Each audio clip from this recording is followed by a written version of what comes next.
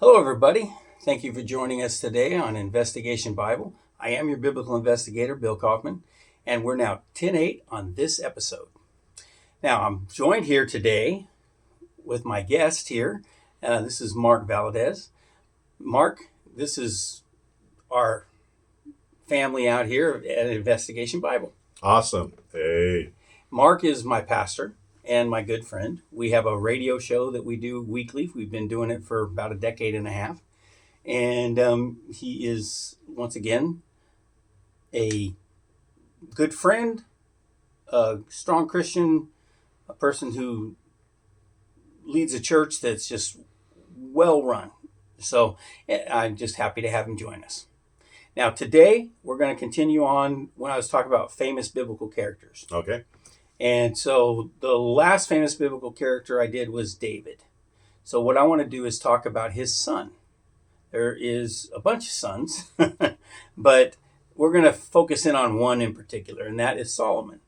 And Solomon was he was a wise guy, eh? You know, this guy was like supposed to be the wisest man. Do you know the story a little bit? Can you tell us a little bit about him, Mark, and like how he got wise? I mean, what happened to him? Okay. Well, there was a situation that two ladies came, or prostitutes, I believe they were, and one they each came with a son. One was dead, one was alive, and the one that was dead, she came and she said, "This is not my baby. The baby that's alive, that woman has, but she gave me her. She slept on her baby and suffocated it, and it died, and so she switched babies." And so Solomon said, "Well, okay." And the other one said, "No, this is my baby. Her baby died, and she just doesn't want to own up to it, blah, blah, blah." And so Solomon said, "Well, I tell you what, let's go ahead, grab a sword, and this baby that's alive, let's go ahead and cut it in two so that both of you can have a part of the baby." So the one that was holding the dead baby, which was the real mom, said, No. She can have my baby. And where the other one said, "Well, okay, that sounds fine then. Go ahead and do it." And then, like I said, then the other one said, No, we can't. And so then Solomon said, "Okay, well, the one that said no to killing the baby, I believe that is your baby because you have the heart of a mother. And that other one wasn't really the mom. She had already lost her baby. And so that's why she was okay with us cutting this baby in half." And the wisdom of Solomon grew. Yes. I mean, or at least the fame of his wisdom grew. He got smart like that, though, so much that he wrote. Now, we have 30 Proverbs in the Bible. Okay, and we have 151 Psalms. Am I correct? 150 Psalms and 31 Proverbs. That's right. So I got the 1 and the 0 mixed up. Yeah. And but we have that many in the Bible. But do you know Solomon himself wrote 3,000 Proverbs? Wow. And Solomon himself wrote over 1,000 songs. Now, I'm a musician, not a good one. But I do play and have a good time playing. I don't say you would have a good time listening to me play, but I enjoy doing it. And I write songs, and I've written quite a number of songs, but nowhere near 1,000. That's crazy. I mean, Lennon and McCartney didn't write 1,000 songs. Right. And, but he did. Solomon did. And he wrote over 3,000 Proverbs, and people came from miles around to listen to this guy put down his judgment.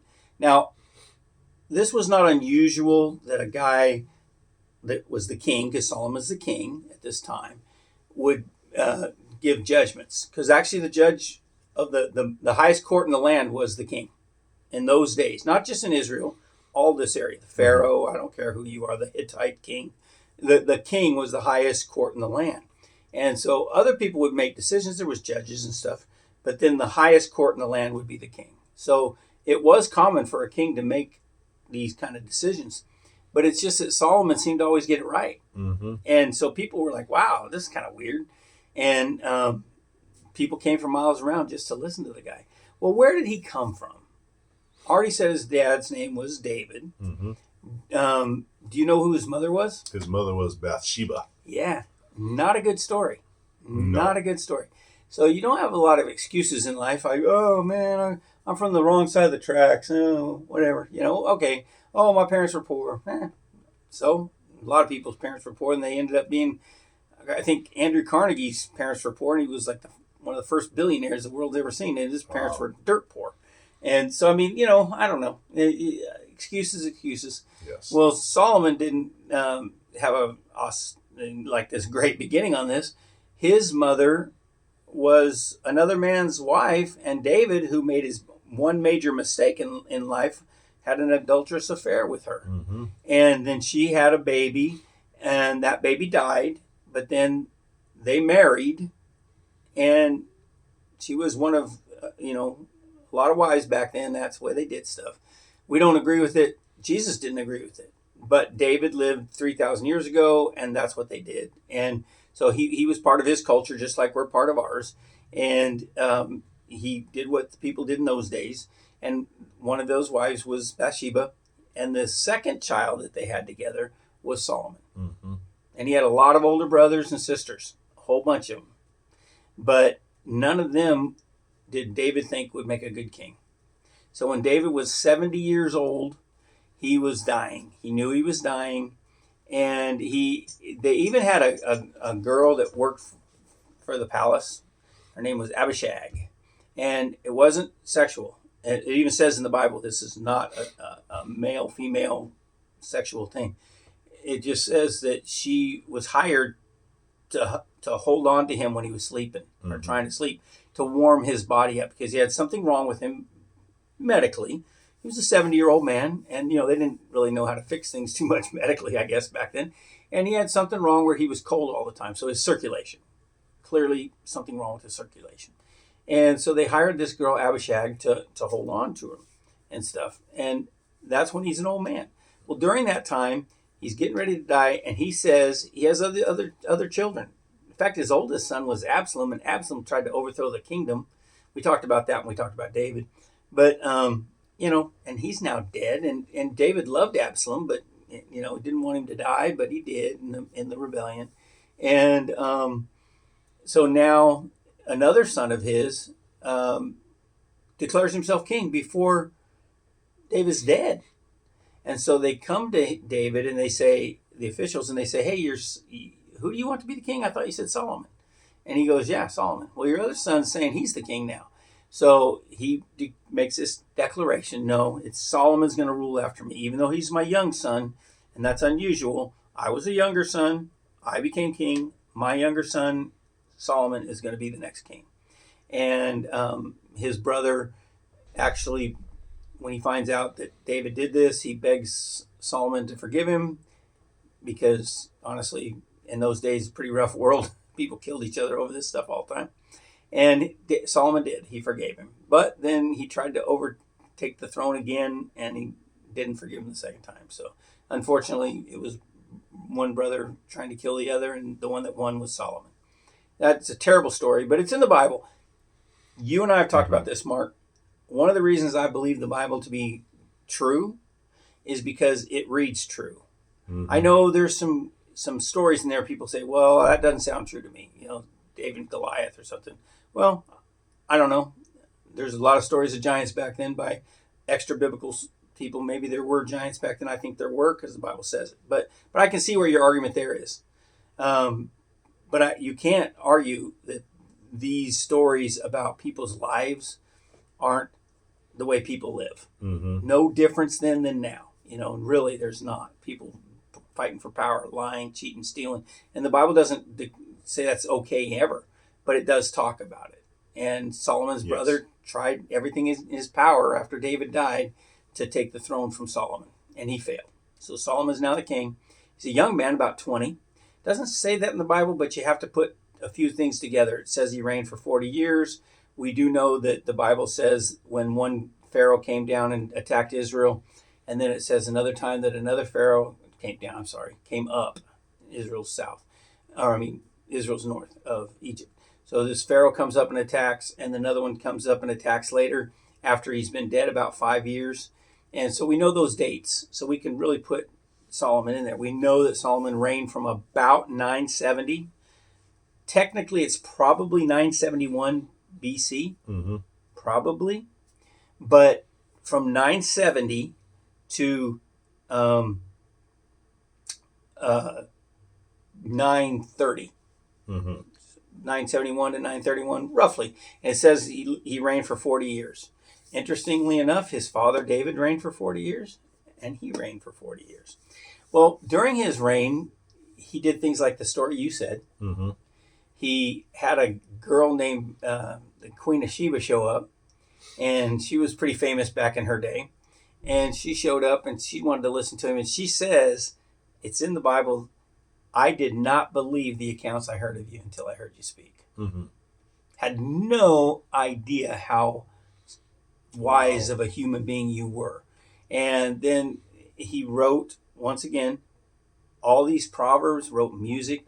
We have record of, quite a few proverbs in the Bible that he wrote. I know that a couple of the Psalms, which are songs, in there were written by Solomon. Do you know how many? I don't. I don't either. But Bill, how did Solomon get his wisdom? Well, that's a good question. When David was dying and he said, Solomon, you're going to be the king, Solomon was 20 years old, roughly. Maybe he's 19, maybe he's 21. Don't know. Doesn't tell us exactly. So it's a more of a rough guess. But we'll just call him 20. He is not too sure of himself. Flat out, he is not sure of himself. And he asks God, the God of his father.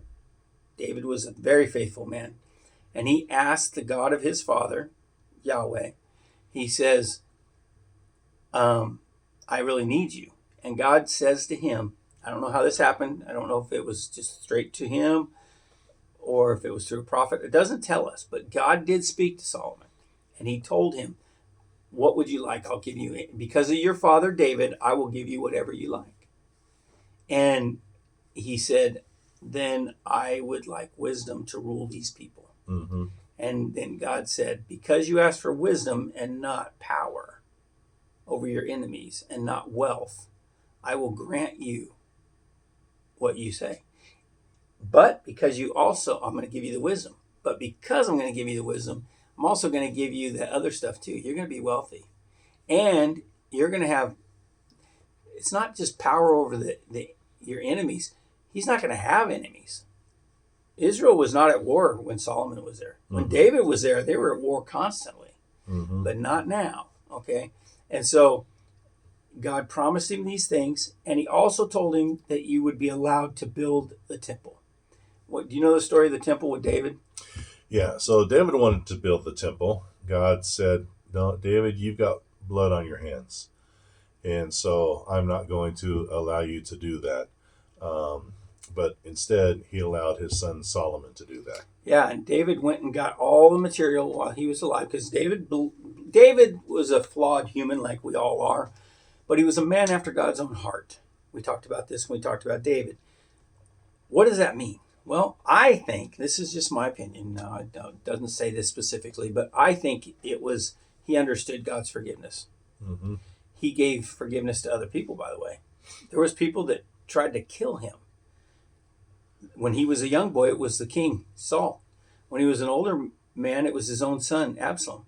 There's people tried to kill him. There was one guy that when he left the city, because his son was trying to overthrow him, he could have beaten his son's rebellion just like that. But he didn't want to, because he knew he'd have to kill his son. So he just took his men with him, and they just rode out of town, because he didn't want to kill his son. And there was a person up on the mountain, it just says his name, I can't remember it offhand, throwing dirt on him, yelling at him. Well, his general wants to go put a sword through the guy. And that, I'd probably want to too. David said, no, maybe God is having this happen. Don't harm him. I think that's a forgiveness level that's not known in the ancient world, it's not known in today. It's unusual. I think that's why God really, he was a man after God's own heart. He understood that. Mm-hmm. But anyway, because of David, Solomon's the king. Because he asked for wisdom, he's given it. Because David wasn't allowed to build the temple, Solomon is. He goes and he gets all these masons and builders and stuff. He gets them from up where Hiram, the king, is up north. Okay, and they come down the Phoenicians. Hiram is a Phoenician, and the king, and they're buddies. It even says that in the Bible that they are friends, Solomon and Hiram. And he goes and gets all these builders to build this thing. It's amazing. Do you know that it actually says in this that this temple was built with no noise? Well, that doesn't mean there's no noise at all. What it means is there's no normal noise of building. And what they did was they quarried the rock way out away, and then they brought it to Jerusalem and put it together. All the loud stuff wasn't done on the Temple Mount. Wow. I know. I think that's amazing. I don't even know who thought of that. I don't think God told them to do that, but that's how much respect they had for God. And so they built this temple. It was amazing. In fact, it lasted from the 900s until, 400 years almost, I think. About 585, I believe, was the Right, year. when Nebuchadnezzar came in. Yeah, I think it was 585 that he destroyed it, I think, BC. But they built this temple. Do you know anything about the temple? I mean, what could you tell us about that? Okay, well, the temple, there was a lot of gold that was included in building it. And within the temple was what was called the Holy of Holies, that was entered in only once a year on Yom Kippur, that a priest would come and he would offer a sacrifice on the, what was that called? All I can think of is Indiana Jones, the altar there. And so. Oh, the Ark of the Covenant. Ark of the Covenant, yeah. And so, Indiana Jones, Ark of the Covenant. There you go.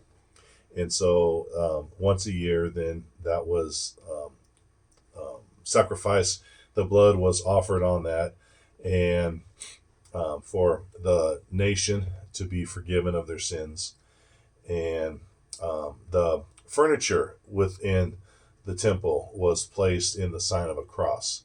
So on one side was the candelabra, and the other side was the showbread, and the light, the candelabra, was called the light of the world. And before, early on, there was only 7 candlesticks, and then after Hanukkah, there was 9. Yeah, that Hanukkah is way later than Solomon. Hanukkah's around 165 BC. Yeah, and we're talking 965 when they're building the temple. So a lot of years difference.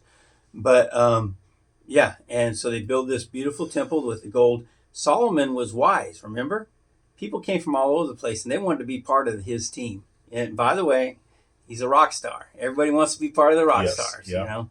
And I remember Nickelback it's a pretty bad song. I'm not telling you to listen to it, but I just remember it really well.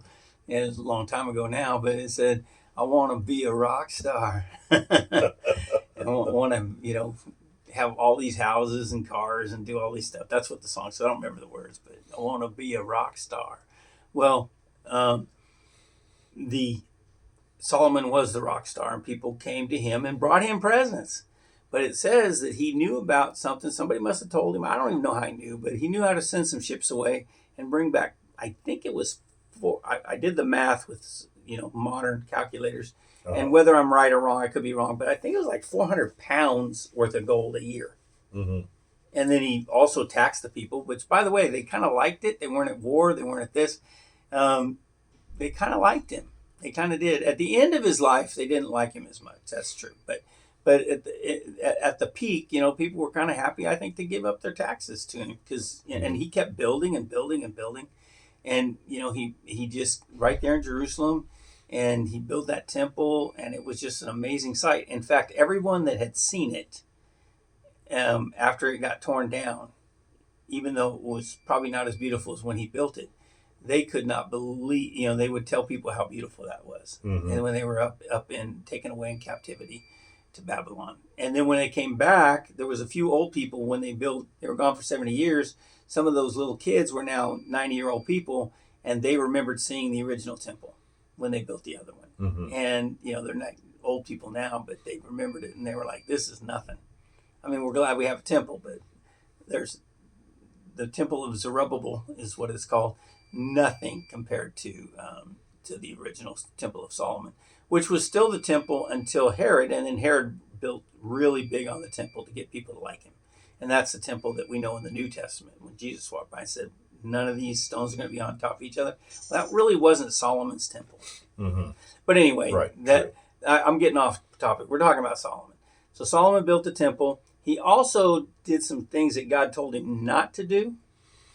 And one of those things was a simple thing, but it is actually in the Old Testament not to get a whole bunch of horses. I don't know why. I love horses. I don't get it. I don't get it. I don't understand the reason for it, but it does say that. And so he ended up getting 400 stables or something like that. I can't remember, of horses, and the best horses. He had the best horses. He's bringing in 400 pounds worth of gold a year, plus taxing the people wealthy. He can afford some horses. And so he does. He buys these, and he stables them and everything. And his stables were famous because he had such a big deal there. But he also had something else that was not for God's will. His dad had a few wives. I don't remember how many, 7? 8? Yeah, I don't remember either. 7 or 8. I don't know. Abigail was one of them, and Micah was one of them, and Bathsheba was one of them. I don't remember all their names, but yeah, I don't know, 6, 7, 8. I don't know the answer. I'm sure a lot of people out there do, but I didn't look it up. No, not Solomon. How many did he have? Yeah, he had like 1,000 wives. He did. 700 wives and then 300 concubines, so 300 sex slaves. Yeah. And God said you are not to intermarry with these other nations. These weren't from Israel. Right. He might have had a wife or two from Israel, but they weren't from Israel. Where did they come from? How do you get 1,000 wives? By the way, it's not the all-time record. There's some sultans that have had more than that. But and that's more in modern times. But anyway, it's because he would make the alliances with these other countries. Egypt, the Phoenicians and so on and so forth. And they would give him wives. They would give him to him. And he accepted them, and he put them up, and he paid for them. I guarantee he didn't even know all of them. He probably didn't even know that many of them, but they just kept giving them to him. So he kept accepting them. The problem is he decided, this was against God's laws, to build them all their own temples, not temples, but small little worship centers so they could worship their gods from their own lands. And that was a no-no. He shouldn't have done that, but he did. And it caused a lot of problems in the last part of his life. And that's true. So, I mean, he did a ton of stuff. But you know what else he did? And this is one of my favorite things, and I like archaeology. And he said to build up, this is early on in his life, he goes, okay, I'm going to build up some fortresses. And he mentions that he built 4 different fortresses. And 3 of them we'll talk about because 3 of them have been uncovered. One is a place called Megiddo. One is at a place called Hazor. And then one is at, Giselle. How am I not remembering this? Yeah, I've been hitting the head a lot. Anyway, there's 3 different cities in Israel that they've uncovered, and they've found the gates of those cities, the foundation of those gates, and they're amazing. And they found the stones, and guess what? The stones were made just like the ones in the temple. They have little marks on them with that will say which stone goes with the other, and they have these. Okay, well, that's a Phoenician thing of doing it. That's how the Phoenicians did it. So these not necessarily cities, but these walled fortresses on the outskirts of Israel, they were built so that by Phoenicians, which is exactly what the Bible tells us who Solomon hired was the Phoenicians to come in and build this stuff. And he did. And they came in and they built this stuff in the Phoenician method. It's really fascinating. And it is exactly what it says. In one of the places, Hazor, I believe it was, or I think it was Hazor. Anyway, they have written in that city the name of his governor for the area, Solomon's. They don't have Solomon's name, but they got the governor's name in that city that's mentioned in the Bible. I think that's fascinating, man. And Wow. But I've seen it. You can look it up. There's a archaeologist, and you get him on YouTube and stuff. Just ask for the three different the city gates of Solomon or something. You can listen to him. And by the way, I don't care if you listen to him. It's fine with me. But I listen to him. But he's not a Christian. He's Jewish, I believe, but he's not a believer. I don't think he believes in God. He just knows that the Bible is a lot of historically accurate. But he says all the time in there, but it's not fully accurate. He says that all the time. But he's certainly a well-educated man who's dug in the Holy Lands for years. And I like listening to him. Now, I've listened to other archaeologists who say, no, the Bible is right here in the dirt. Perfect. It's funny, he keeps showing you all these things that the Bible says is, that they keep undigging, like these three cities. One of them is his city that he's excavated for 30 years, and maybe longer. And he keeps talking about how it's exactly what the Bible says, exactly what the Bible says, exactly what the Bible says. But then he goes on to say, but it's not exactly what the Bible says. Well, yeah, you keep telling me it is, and then you tell me it isn't. I think he's just making sure that his academic friends don't call him nutty. But anyway, that being said, they've uncovered those things that Solomon built. It says it. He built these things. That's nuts, man. That's crazy. Because, most things in ancient history we don't have any record of. When I went to college back in the 80s, we didn't have any record of David. And now we have more than one record of David. Okay? And of David being a real person. And so, in the archaeological digs. But even just in the 80s, we had no recollection or no information of that. Well, we're learning more all the time, and Solomon was a real guy. He really lived. He built these places. He built them just like the Bible said. That's neat to study. But anyway, who is Solomon? He's the son of David. He's the wisest guy that's ever lived, but he made a lot of mistakes, and he wrote at the very end a book called Ecclesiastes. And even though he was the smartest guy the world's ever known, and even though he started off great, he said he learned something in his life. I've had it all. I've had everything. There's nothing that I denied myself, and it was all empty. Yes. That's what Ecclesiastes is about. Vanity, vanity. It's all nothing. Only thing that matters is your relationship with God. Yep. That's it. Nothing else matters. All else is vanity. That's what he learned. That's the wisest man that's ever lived. I need to remember that myself. Do you have anything more about this great guy? He by the way, his line lasted quite a while. David, Solomon, Rehoboam, and then so on and so forth down till the Babylonian exile. So his children and their children's children for the next few hundred years were the kings of Judah. But anyway, nonetheless, that's Solomon in a nutshell. Do you have anything to add about Solomon? Yeah, he was given wisdom, and he just allowed different things to come in, the women and what have you. And I'm sure he thought it's no big deal. I can handle it. But he wasn't able to. And so then he went through his rough patch. But then, as Bill mentioned, then writing Ecclesiastes and saying, everything is just it's vanity. It's compared to knowing God, there's no comparison. Yeah. Knowing God is the ultimate. And all the rest of this stuff just comes and goes. That's right. So I hope you've enjoyed my guest here, my good friend Mark Valadez, and he's got a church in Napomo, and that's where we live. But I know this is going out all over the place. We've got a podcast. We're in other countries, by the way. Wow. Oh my gosh, we're influencers right now in Italy. We're influencers in Asia. We're influencers in England. That's awesome. Israel. We've got people listening to us all over this world.